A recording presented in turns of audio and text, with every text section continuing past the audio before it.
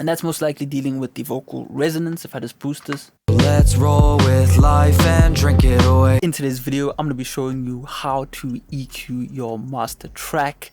I'm going to be showing you all of the tips and tricks that I use to really get better and more clinical, critical sounding masters that just shine when you listen to them on different devices. So with that being said, let's hop straight into it. If you're interested in getting a custom template, I do make custom mastering templates. So if you're using Ableton or FL Studio, I can make a custom template for you. I can make a custom vocal template for you. Check the link out in the description below. Let's hop straight into the video. Alright, so what I'll do first is pretty much just play you a little bit of this track. This is an unreleased track, so I won't play too much of it, by Rob Zigo. You can go check out his YouTube channel right over here. He's a cool dude. He makes a lot of cool covers. But, you know, let's play the track a little bit and then I'll break down the 3 stages of EQ that I make use of.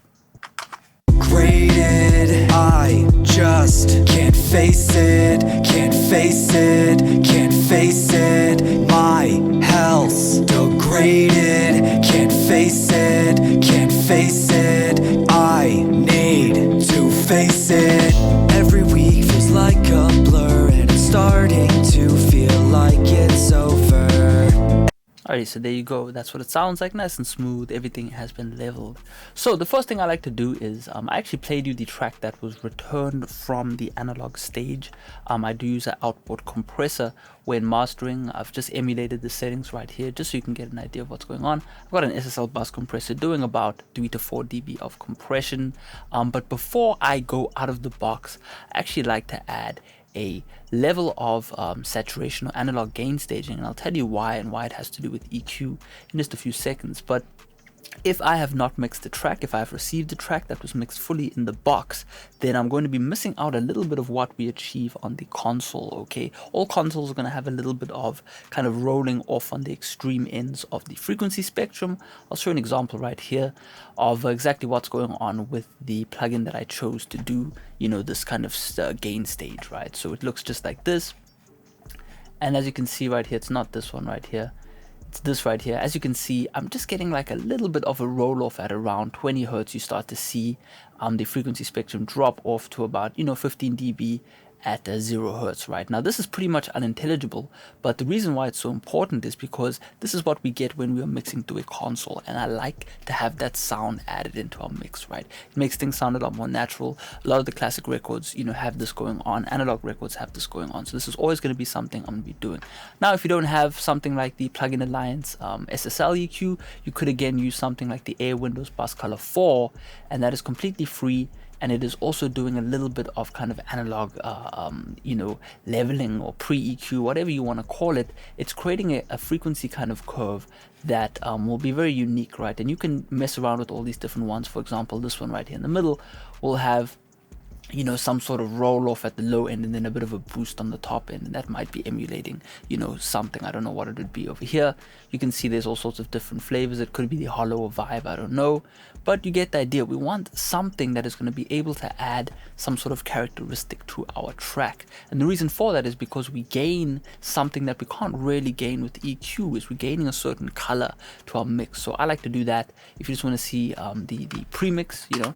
Graded, I just can't face it, can't face it. Graded, I just can't face it. It's just a little bit more of an analog sound again with the free plugin.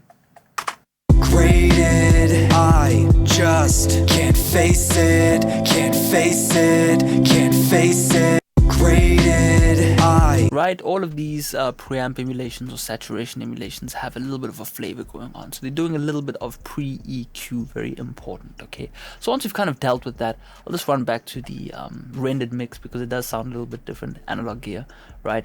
But once we go back to this mix, I then begin to really do the heavy lifting, which is the kind of final mastering EQ. It's not really heavy lifting. We're doing very minute cuts and boosts, but every cut and boost will have a reason, right, for existing, and I'll guide you through that. Okay, so the first thing I like to do is, since I don't have a analog parametric EQ, I'm always going to be kind of going for the isotope or ozone analog emulations. I really like these. These have a really nice color, and you know, the way that they filter and boost and gain have a certain sound to them. Okay, if I want something more clean, I run to the fab filter. I use it in linear phase mode. We'll talk about that just now.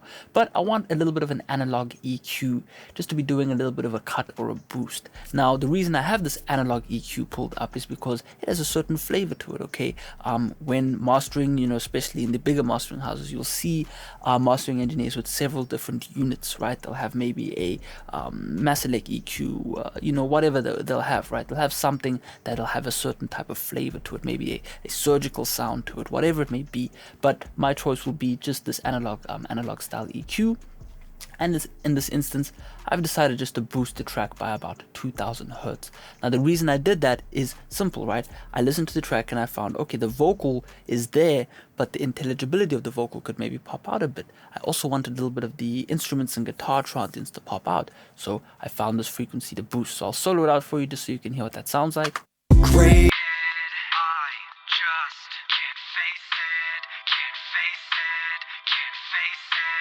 My health graded. I just can't face it, can't face it, can't face it. Right, if we listen. Let's roll with life and drink it away. I feel so wasted. Right, it's just adding a little bit of sheen to the vocals, also popping out that snare a little bit and then helping those guitar transients, right? Very simple, very easy to do. Okay, don't go overboard. There's no reason to add 5 of these different EQs if there's no reason to do so, okay? The next thing is kind of where I get into the more corrective EQ, and for that I'm going to be wanting to use a linear phase equalizer. You know, for those who don't know linear phase versus zero latency, linear phase EQ is basically going to delay all sound at the same time to prevent smearing. You can go and Google that. It's quite complicated. I don't know everything about that, but you know, for me personally, linear phase equalizers have a certain sound to them. They have a cleanliness to them. They have a very precise tightness to them. And I like to use that type of EQ for reductive purposes. Okay, that's my preference. So what I'm doing right here is I'm pretty much just dealing with, you know, you can see with these bell cuts, right? Bell cuts are shaped like this, little dips in the frequency spectrum, right? Those are all going to be me trying to remove things that I feel are in excess in the track. Okay, it's too much. I want to reduce that. So we'll start from left to right. And as you can see right here, I'm actually using a side cut. Now, for those who don't know, when it comes to mixing, we can have mid and side. Mid would be everything that is mono, and side would be everything that is stereo.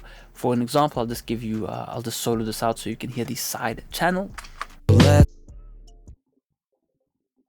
I feel. Right, sorry for boosting it that much, I didn't mean to, but you get the idea, right? It's everything that is in the stereo spectrum. Now, the reason I'm doing this is because I just want to tame some of this in the track, right? I feel that there's a bit much kind of low-end reverb or something that was in the guitar that I just want to kind of tame a little bit, right? So if I solo this out.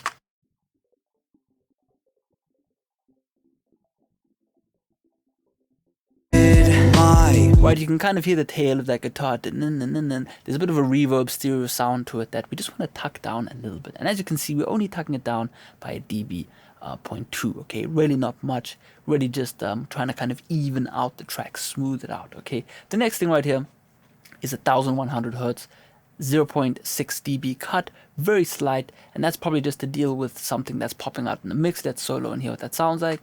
Let's wasted. And that's most likely dealing with the vocal resonance if I just boost this. Let's roll with life and drink it away. I feel. Right, just kind of getting rid of some of that nasaliness and then that kind of harsh resonance from the vocal. Very minimal, just helps to kind of ease the track in, okay? Next, as you can see right here, we actually have an M right here for mid, which means I'm just cutting away something here in the mid channel. So let's listen to that. I feel so wasted. My love's invaded. And as you can see, that's just me dealing with the vocal. Now, just to clarify real quick, I'm not soloing things and then choosing a frequency, right? What I'll do is, let's just say there was another frequency we had to fix. I would listen to the track and I would find a range that I know needs to be worked on. So let's just say something in this range was kind of messing with my head, right? I would just put up an EQ. Let's roll with life and drink it away. I feel so wasted. and then I would decide on where that cut needs to be in a similar way to what I just showed you, right? It would be a very simple cut, nothing crazy, right? If you want to see, you know, this in a bit more detail, you know, this is what's going on. But again, here I'm using a dynamic EQ just to kick in when things get a bit crazy. Can you see how simple this is? I'm not going crazy. I'm not doing aggressive boosts and cuts. I'm just keeping it simple, and I'm doing what I need to do. Okay, so now it comes to the filtering. Okay, so, you know, over the years, I've learned to already filter most mixes because things just sound a lot cleaner on different systems. Okay, remember, when you're mastering, you want to be mastering for translation. Now, translation means, where's my cell phone, means that your mix needs to be sounding good on every system, whether that's a cell phone, whether that's a laptop speaker. And at times, I've learned that certain songs have a little bit of excess of maybe treble, for example. Like in this track, there was a little bit too much going on above 17K, quite a deep cut, but it sounds good. It makes the track sound a lot smoother. Okay, so as you can see right here, I'm using a brick wall cut just to really get rid of everything above this frequency. I found that when I listened to the track in MP3, I found this zone was starting to sound a bit too sizzly and cheap. So cutting that really fixed that. So if you just want to listen to that. Let's get away. I feel so wasted. My love's invaded. Let's roll with life and drink it away. I feel so wasted. See, can you see how much smoother the vocals sound? It sounds a lot more hi-fi. It sounds a lot more just, you know, kind of radio ready, right? If that makes any sense. Now, as you can see right here on this low cut, we actually have a side channel enabled. Now, I'll show you exactly why I do that, right? And I'll pull up a isotope insight right here, and I'm going to show you all the stereo information that is happening below around 90 hertz, let's just say, right? So let's enable this low pass filter. Now you'll only hear everything below the song in this range, and I want you to pay attention to this. If everything was in mono, this line would be completely straight. Okay, so for example, I can actually mono the whole mix in, no, I can't actually do that for now, but anyway, everything would be completely straight if everything was in mono, right? If I was to turn this off, let's just see what is going on down here.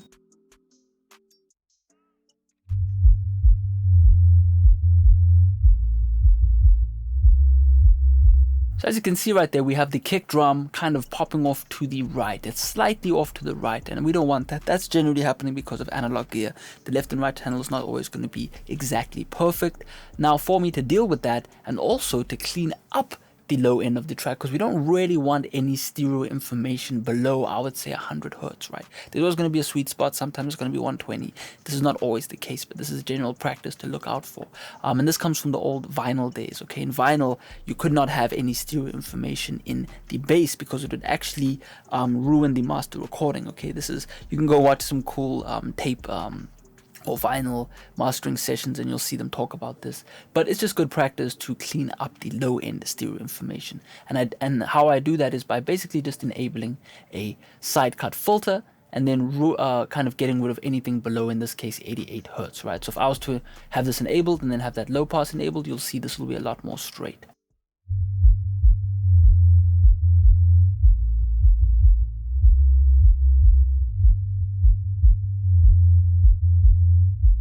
See, can you see how much more cleaned up that is? That is now kind of defining our low end, giving us that sound, right? Now when we put that back in the mix, you might not be able to hear it per se, but you definitely can feel it, right?